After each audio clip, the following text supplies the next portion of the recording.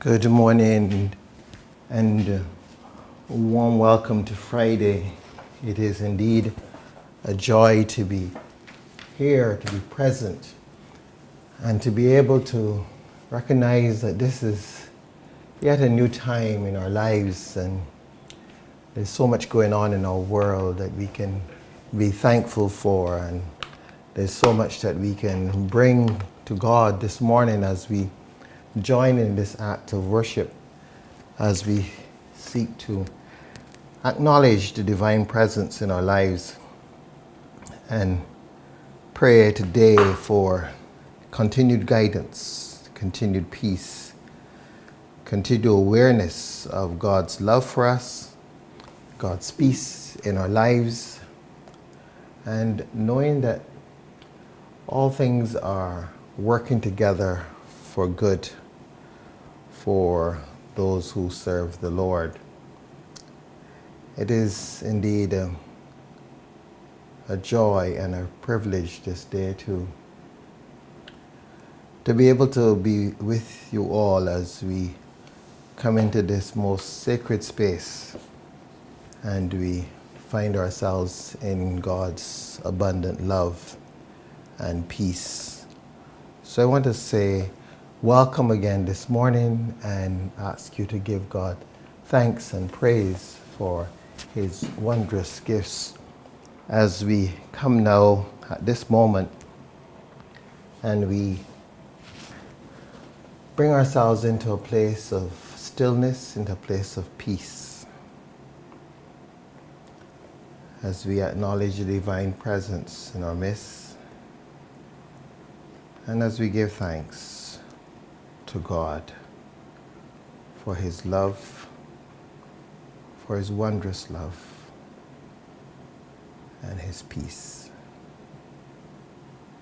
Come with me. Come with me now and let us experience that healing work, that healing presence that is so much a part of who we are. It is so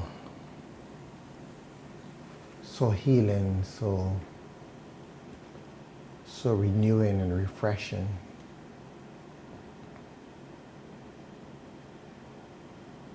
Breathe with me.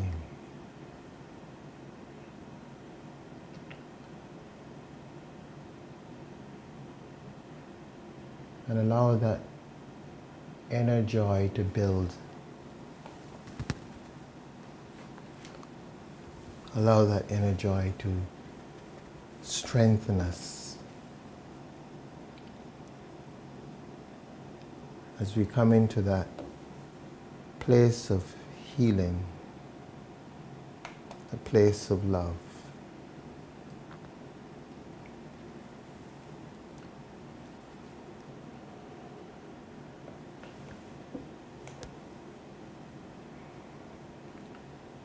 We let go of our week and we let it go in thankfulness.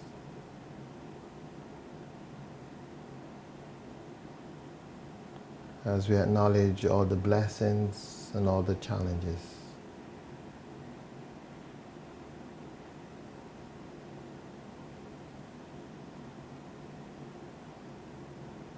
We let go of our fears. For at present we live in such a fearful environment.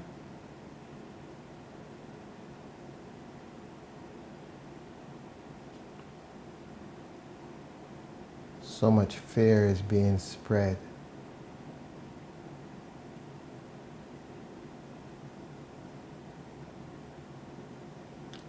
In an effort to protect, to make safe.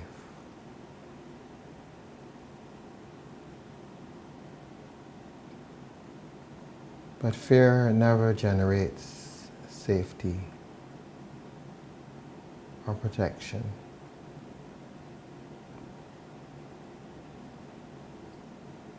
Love does.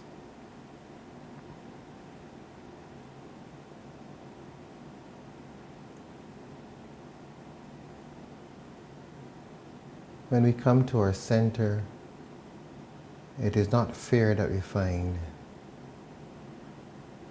it is love.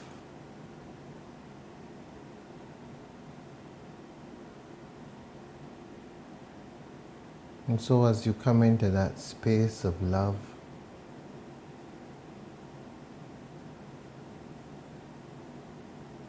I ask that you send that love out beyond yourself.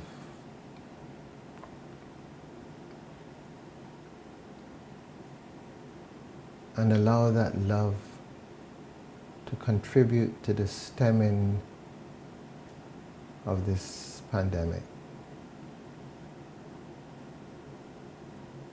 A love that will touch the hearts of others. A love that will cause us all to act from a place of love and care.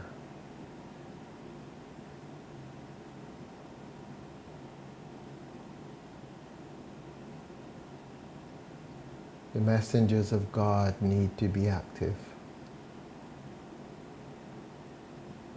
to counteract this spirit of fear.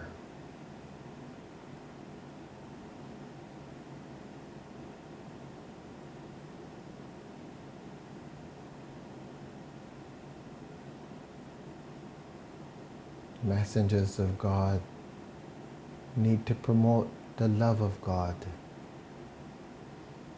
the peace of God.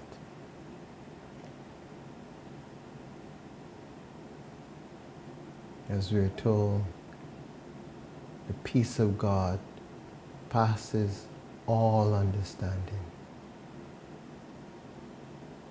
Keeps our heart, mind in the knowledge and love of God and of Jesus, His Son.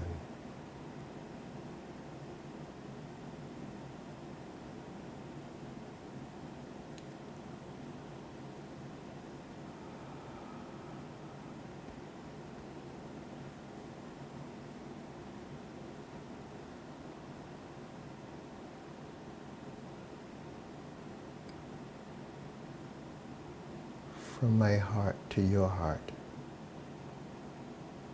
from your heart to mine, from our hearts to the world.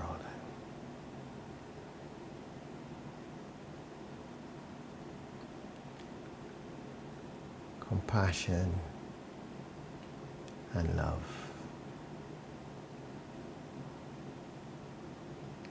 Compassion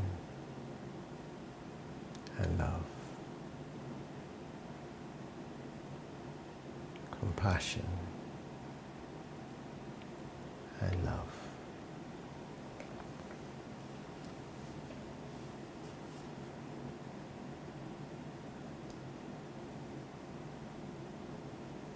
Finding, knowing,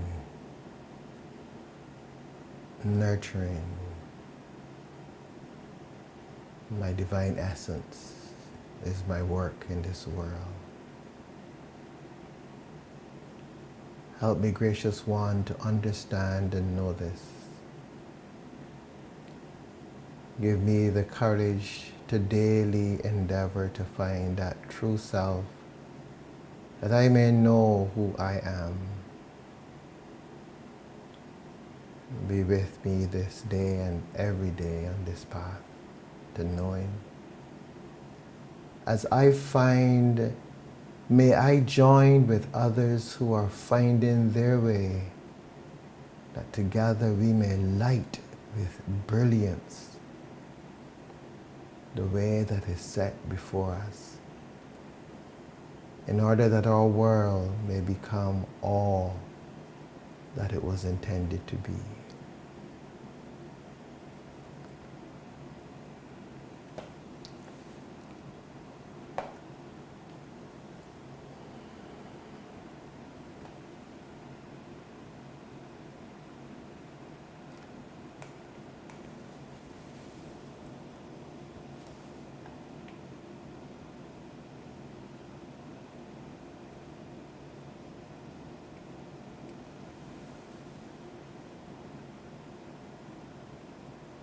passage from the Gospel this morning is taken out of the daily reading, which is Matthew 8, 1 to 17. But I'm selecting some of those verses. I'm selecting Matthew 8, 1 to 4 and 16 to 17. Matthew 8, 1 to 4 and 16 to 17. In your day you may read the entire passage.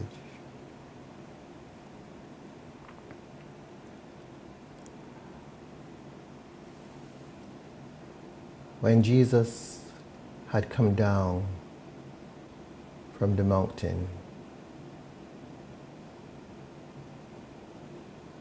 great crowds followed him.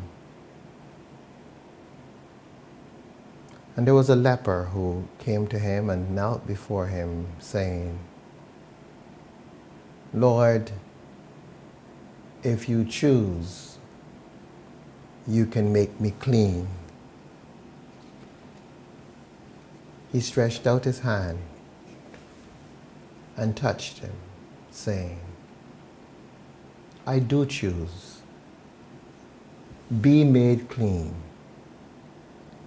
Immediately his leprosy left him. It was cleansed. Then Jesus said to him, "See that you say nothing to anyone, but go show yourself to the priests and offer the gift that Moses commanded as a testimony to them." That evening they brought to Jesus many who were possessed with demons, and he cast out the spirits with a word and cured all who were sick. This was to fulfill what had been spoken through the prophet Isaiah. He took our infirmities and bore our diseases.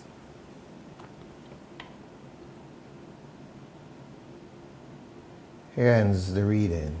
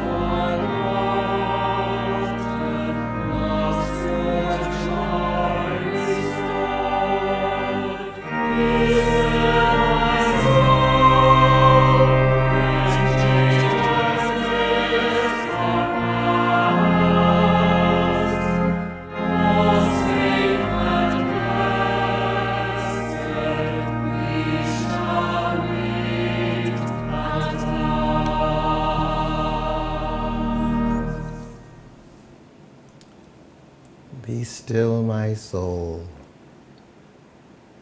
Be still, my soul. Be still, my soul.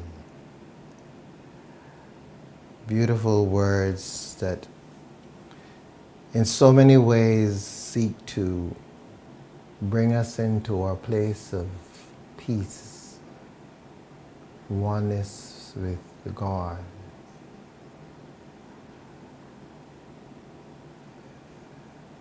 There's such a tremendous need in our world to be at one with God. Not at one with the concepts of God. Not at one with the doctrines of our particular faith traditions. No. There is no need for an intermediary.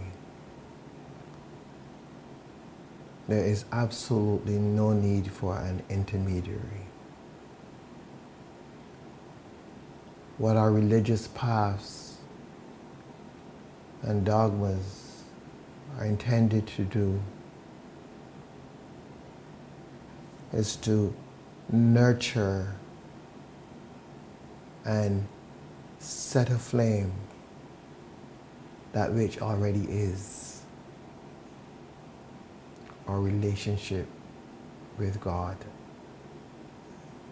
They're intended to awaken us to what we already have. They're not intended to teach us that we are lost and we don't have any connection, and only by them can we be connected. No, that's not what this is. It is what it has been for many,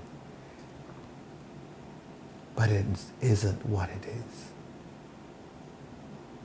Listen to Matthew telling the story of the leper this morning, the person with leprosy. The person asks Jesus if he wants to make him clean. The person gives the authority to Jesus, letting Jesus know that you can do it. I have confidence that you can do it. If you choose, you can make me clean.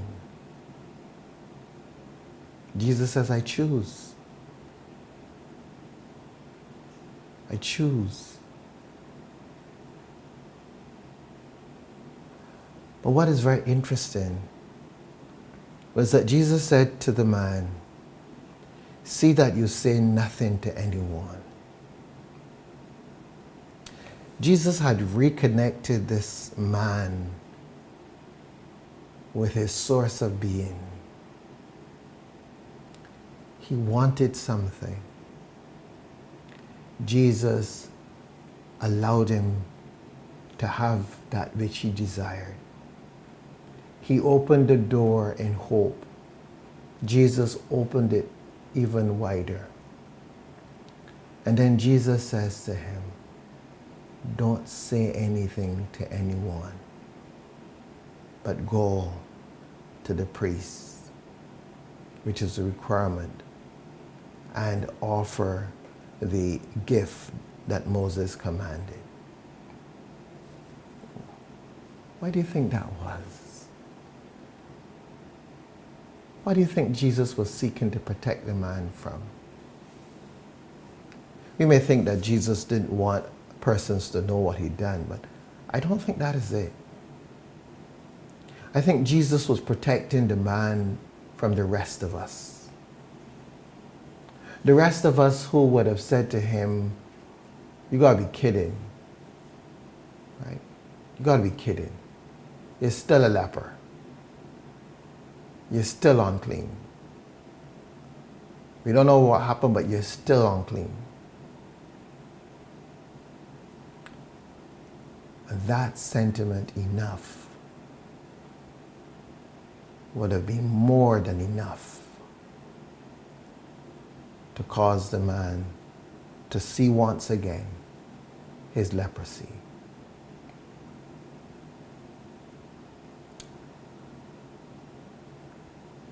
But they would have said that out of their own fear. Their fear of getting it themselves. So they would not be open to welcoming this wonderful miracle. And so Jesus says, don't tell anyone. Just go as you are and show yourself to the priest. Let the priest, who hopefully will be without judgment, let them receive you. Let them acknowledge what is. And with that acknowledgement, with the acknowledgement of your religious authority, then you stand strong enough in your knowing that no matter what is said, you know.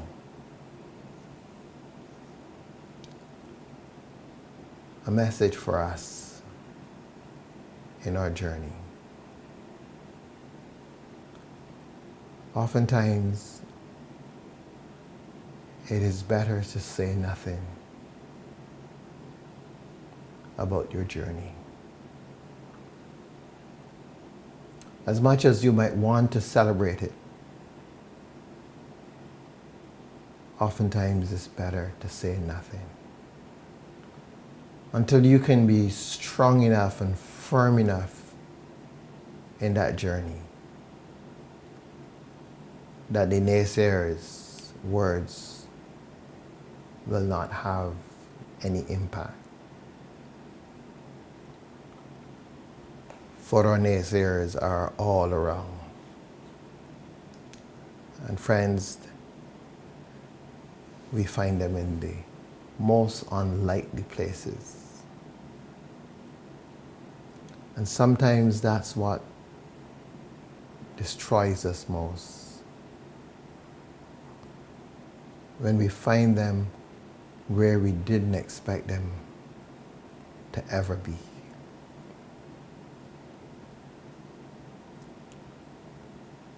So, when you have that touch, when your heart is purified, when your heart swells with abundant love, protect it. Protect it and find a place where you can open it up, where you can allow it to resonate with similar hearts,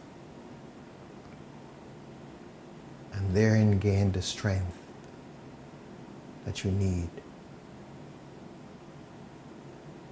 to stand alone, knowing that you are not alone,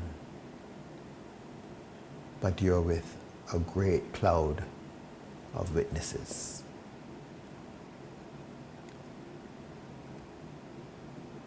When we do this, we grow even more. And we come to know for ourselves without requiring anyone else's help. So go off into this weekend, bringing our week to an end, finding, knowing, and nurturing your divine essence. God bless.